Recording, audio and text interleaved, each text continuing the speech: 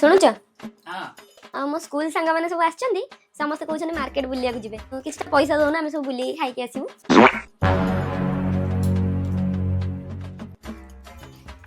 ଆଚ୍ଛା ଆଚ୍ଛା ଏତିକି କଥା ରୁହ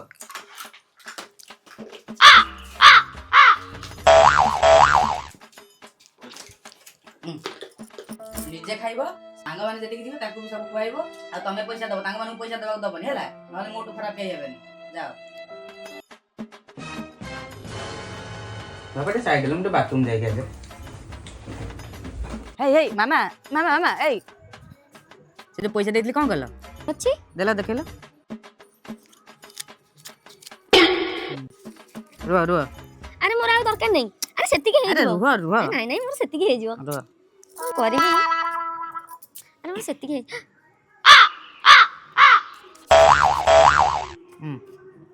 ଧର ଏଇଟା ଧର